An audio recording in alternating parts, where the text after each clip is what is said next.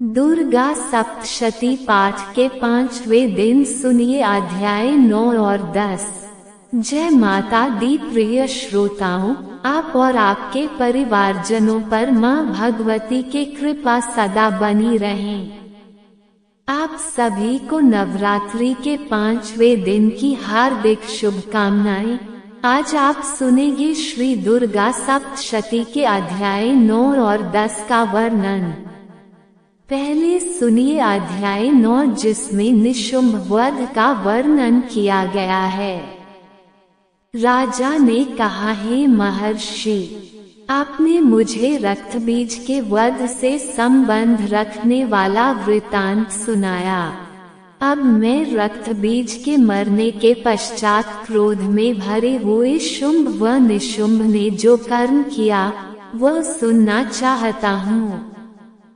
महर्षि मेधा ने कहा, रक्तबीज के मारे जाने पर शुंभ और निशुंभ को बड़ा क्रोध आया और अपनी बहुत बड़ी सेना का इस प्रकार सर्वनाश होते देखकर निशुंभ देवी पर आक्रमण करने के लिए दौड़ा। उसके साथ बहुत से बड़े बड़े असुर देवी को मारने के लिए दौड़े और महापराक्रमी शुंभ अपनी सेना सहित चंडिका को मारने के लिए बढ़ा।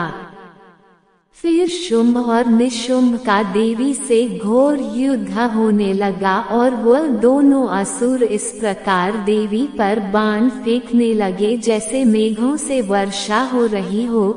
उन दोनों के चलाए हुए बाणों को देवी ने अपने बाणों से काट डाला और अपने शस्त्रों की वर्षा से उन दोनों दैत्यों को चोट पहुंचाई। निशुंभ ने तीक्ष्ण तलवार और चमकती हुई ढाल लेकर देवी के सिंह पर आक्रमण किया। अपने वाहन को चोट पहुंची देखकर देवी ने अपने क्षुरप्र नामक बाण से निशुंभ की तलवार व ढाल दोनों को ही काट दिया। तलवार और ढाल कट जाने पर निशुंभ ने देवी पर शक्ति से प्रहार किया। देवी ने अपने चक्र से उसके 2 टुकड़े कर दिए। फिर क्या था, दैत्य मारे क्रोध के जल भून गया और उसने देवी को मारने के लिए शूल फेंका, किंतु देवी ने अपने मुके से उसको चूर चूर कर डाला। फिर उसने देवी पर गदा से प्रहार किया। देवी ने त्रिशूल से गदा को भस्म कर डाला। इसके पश्चात वह फरसा हाथ में लेकर देवी की ओर लपका। देवी ने अपने तीखे बाणों से उसे धरती पर सुला दिया। अपने पराक्रमी भाई निशुंभ के इस प्रकार से मरने पर शुंभ क्रोध में भरकर देवी को मारने के लिए दौड़ा।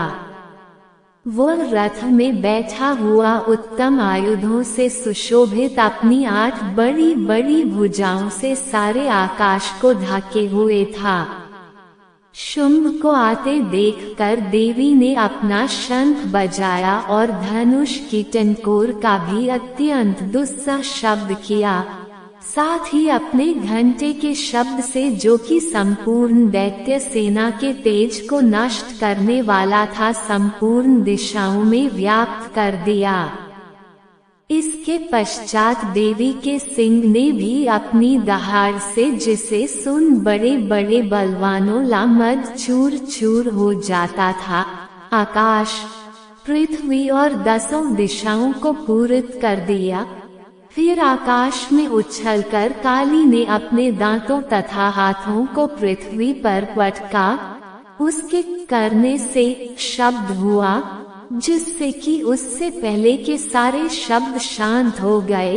इसके पश्चात शिवदूती ने असुरों के लिए भय उत्पन्न करने वाला अट्टहास किया, जिसे सुनकर दैत्य थर्रा उठे और शुंभ को बड़ा क्रोध हुआ।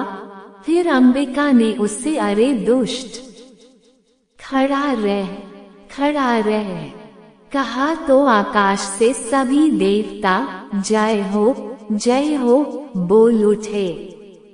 शुंभ ने वहां आकर ज्वालाओं से युक्त एक अत्यंत भयंकर शक्ति छोड़ी, जिसे आते देखकर देवी ने अपनी महोल्का नामक शक्ति से काट डाला। हे राजन, फिर शुंभ के सिंहनाद से तीनों लोक व्याप्त हो गए और उसकी प्रतिध्वनि से घोर शब्द हुआ, जिसने इससे पहले के सब शब्दों को जीत लिया। शुंभ के छोड़े बाणों को देवी ने और देवी के छोड़े बाणों को शुंभ ने अपने बाणों से काट सैकड़ों और हजारों टुकड़ों में परिवर्तित कर दिया।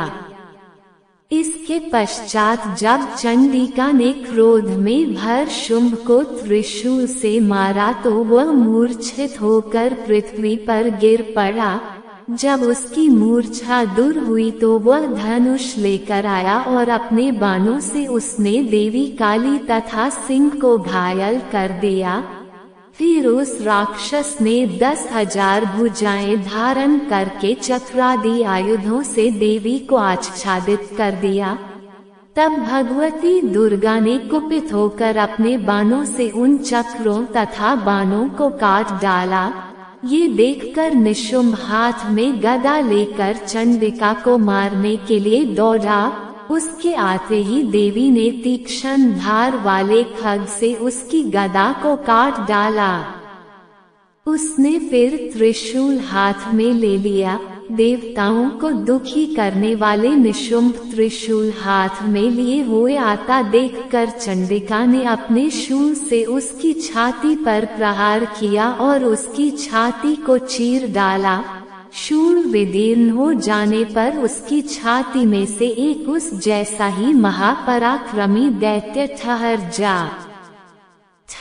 जा कहता हुआ निकला। उसको देखकर देवी ने बड़े जोर से ठहाका लगाया।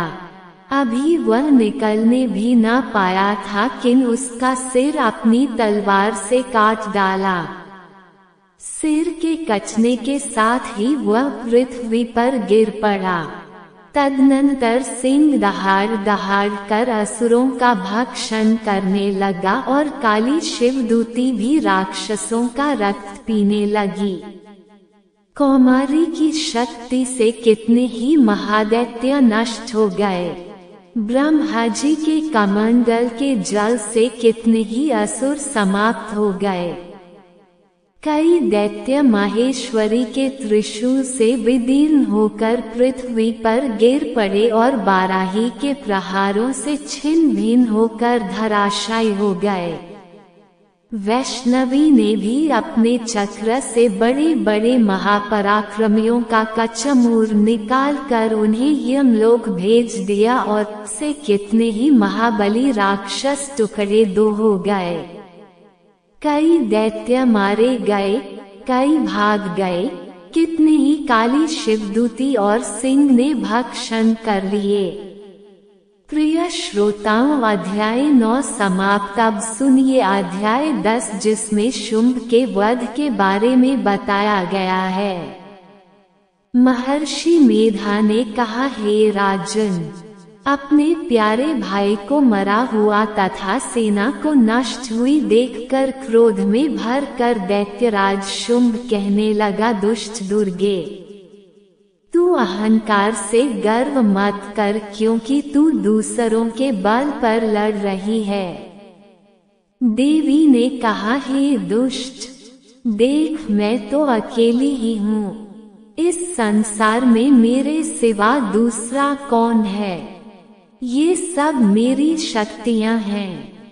देख, ये सब की सब मुझ में प्रविष्ट हो रही हैं। इसके पश्चात ब्राह्मणी आदि सब देवियां उस देवी के शरीर में लीन हो गई और देवी अकेली रह गई। तब देवी ने कहा, मैं अपनी शक्ति से अनेक रूपों में यहाँ उपस्थित हुई थी।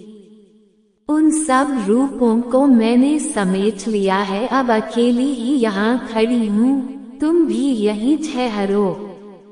महर्षि मेधा ने कहा, तब देवताओं तथा राक्षसों के देखते दो देवी तथा शुंभ में भयंकर युद्ध होने लगा। अंबिका देवी ने सैकड़ों अस्त्र शस्त्र छोड़े। उधर दैत्यराज ने भी भयंकर अस्त्रों का प्रहार आरंभ कर दिया। देवी के छोड़े हुए सैकड़ों अस्त्रों को दैत्य ने अपने अस्त्रों द्वारा काट डाला। इसी प्रकार शुंभ ने जो अस्त्र छोड़े उनको देवी ने अपनी भयंकर हुंकार के द्वारा ही काट डाला। दैत्य ने जब सैकड़ों बाण छोड़कर देवी को ढक दिया तो क्रोध में भरकर देवी ने अपने बाणों से उसका धनुष नष्ट कर डाला। धनुष कट जाने पर दैत्येंद्र ने शक्ति चलाई, लेकिन देवी ने उससे भी काट कर फेंक दिया। फिर दैत्येंद्र चमकती हुई ढाल लेकर देवी की ओर दौड़ा, किंतु जब वह देवी के समीप पहुंचा तो देवी ने अपने तीक्ष्ण बाणों से उसकी चमकने वाली ढाल को भी काट डाला। फिर दैत्येंद्र का घोड़ा मर गया, रथ टूट गया, सारथी मारा गया। तब वह भयंकर मुद्गर लेकर देवी पर आक्रमण करने के लिए चला, किंतु देवी ने अपने तीक्ष्ण बाणों से उसके मुद्गर को भी काट दिया। इस पर दैत्य ने क्रोध में भरकर देवी की छाती में बड़े जोर से एक मुक्का मारा। दैत्य ने जब देवी को मुक्का मारा तो देवी ने भी उसकी छाती में जोर से एक थप्पड़ मारा। थप्पड़ खाकर पहले तो दैत्य पृथ्वी पर गिर पड़ा, किंतु तुरंत ही वह उठ खड़ा हुआ। फिर वह देवी को पकड़कर आकाश की ओर उछला और वहां जाकर दोनों में युद्ध होने लगा। वो युद्ध ऋषियों और देवताओं को आश्चर्य में डालने वाला था। देवी आकाश में दैत्य के साथ बहुत देर तक युद्ध करती रही। फिर देवी ने उसे आकाश में घुमाकर पृथ्वी पर गिरा दिया। दुष्टात्मा दैत्य पुनः उठकर देवी को मारने के लिए दौड़ा। तब उसको अपनी ओर आता हुआ देखकर देवी ने उसकी छाती विदीर्ण करके उसको पृथ्वी पर पटक दिया। देवी के त्रिशूल से घायल होने पर उस दैत्य के प्राण पखेरु उड़ गए और उसके मरने पर समुद्र, द्वीप, पर्वत और पृथ्वी सब कांपने लग गए। तदनंतर उस दुष्टात्मा के मरने से संपूर्ण जगत प्रसन्न व स्वस्थ हो गया तथा आकाश निर्मल हो गया। पहले जो उत्पात सूचक मेघ और उल्कापात होते थे वह सब शांत हो गए। उसके मारे जाने पर नदियां अपने ठीक मार्ग से बहने लगी। संपूर्ण देवताओं का हृदय हर्ष से भर गया और गंधर्वियां सुंदर गान गाने लगी। गंधर्व बाजे बजाने लगे और अप्सराएं नाचने लगी। पवित्र वायु बहने लगी। सूर्य की कांति स्वच्छ हो गई। यज्ञशालाओं की बुझी हुई अग्नि अपने आप प्रज्वलित हो उठी तथा चारों दिशाओं में शांति फैल गई। प्रिय श्रोताओं, अध्याय 10 समाप्त। कल सुनिएगा छठे दिन का अध्याय। उम्मीद है आपको वीडियो पसंद आई होगी। कल फिर मिलेंगे एक नई वीडियो के साथ। तब तक जय माता दी, राधे राधे।